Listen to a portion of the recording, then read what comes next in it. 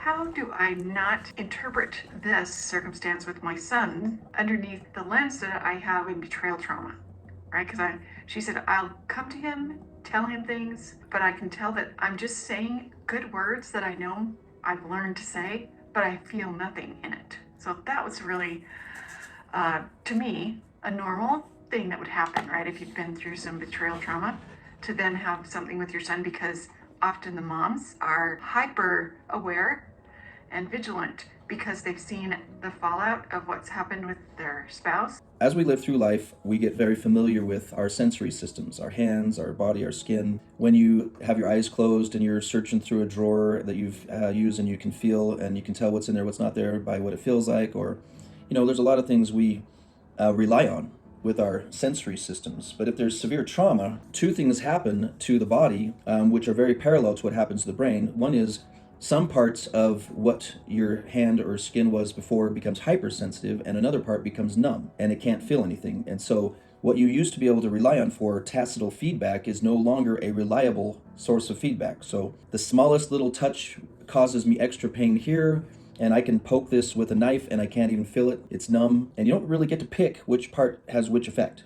The reason, which I'm actually supportive of what this woman is doing based on what you've shared with me, is when you don't know what is by what your hands are saying, you have to go with what you usually know. What you've known before is a true principle. Take, for instance, if you have a knife in your hand and you realize this part's numb, if you know this knife is very sharp, I can't feel it as it's cutting my hand, I probably shouldn't cut it, because the principle of it is don't you put a knife on your hand. The eternal principle is don't slide sharp objects against your skin. But my body's not telling me that it hurts. So this is one of the greatest blessings of having access to eternal principles.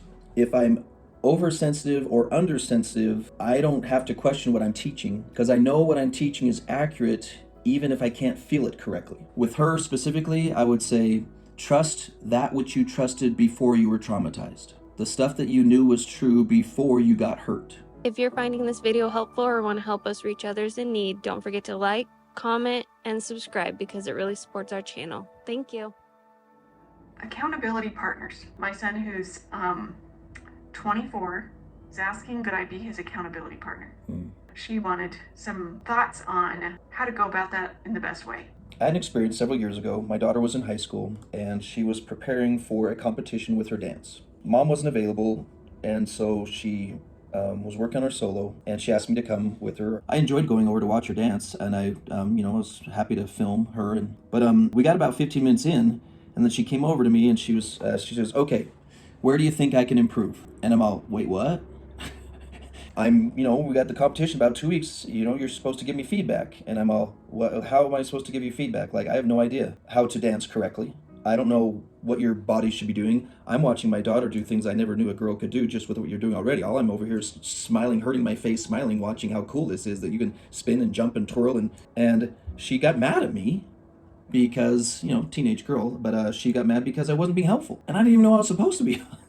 I just thought my job was to cheer her on, and she's, Dad, you're useless. I had enough understanding of human psychology not to take that personally, but I was useless in that moment because I'm not qualified to give her feedback. The problem with being an accountability partner is built into that is you're supposed to be able to educate them on how to master masculine sex chemistry. So there's an assumption there that you're going to be able to do that. And if my daughter wanted me to point out what she was doing wrong, how am I supposed to know what she's doing wrong? How are you supposed to know what he's doing wrong? Now, the reason they usually do this is because you're the person they've shared the most with, and you've been the most successful at not creating a shameful environment for them. Now, Karen said something about, we know we're not fully developing if we're still using our mother for accountability partner, or your wife, because it sustains the isolation. It gives Satan lots of room to mess with their heads and say, you're especially broken for this, and no other man on the planet is dealing with this like you are. And so the satanic isolation technique and using fear of the unknown, which often includes fear of good, which you don't know is good. Remember when you moms, when you're like, you don't know if you like it until you try it. Like, just take a bite. You have to take a bite of everything before you can make a decision on it. And I remember hating onions and mushrooms when I was a kid. I hated tomatoes too, and I've never got past that one. But I throw onions and mushrooms in almost everything I cook, and I cook a lot. Okay, because I like it in my stuff. I like the flavors that it adds to something. but I would not have known that if I hadn't tried it. And so we're not doing them any favors if we're supporting their isolation. So if he's only willing to go so far right now, what I usually tell them is, okay, this is good. It's a good start, but just so you know, it won't be enough. If you want this, you have to do the work it takes to get this. Just like if you want to bake a cake, you can put eggs and flour in a bowl and stir it, but it's still not a cake. It's a good start, but you're not going to get a cake out of it. If you want to develop a full, well-prepared brain to fight Satan for sexual self-mastery, you must have a thorough training. And I'm sorry, ladies, but there's no mom on the planet that can provide that. Being a woman is a full-time job last time I checked. Even in the marital work I do, I strongly discourage husbands and wives from giving each other feedback. As weird as that may sound, when you use the mote and beam principle, the more a man is very anxiously engaged in his own development and shares some of that with his wife, and she's anxiously engaged in hers, it's much better use of time. Because at some point, when you're really engaged in your own self-awareness and your own development, you stop paying attention to the micro issues of the other person and how you're supposed to be helpful if you're not paying attention to the details. I can't give you accurate feedback because I don't pay that much attention to what's wrong with you. Can you imagine if somebody said that to you? Like, I can't give you feedback. I don't pay attention to what's wrong with you. How nice is that? Like, oh, that's awfully nice. If I can convince husbands and wives to be fully dedicated to their own self-development and use their own resources. If a kid wants to be a high-level football player, do you offer to be his accountability person? That don't work out so good, okay? How are you going to know when he's slacking?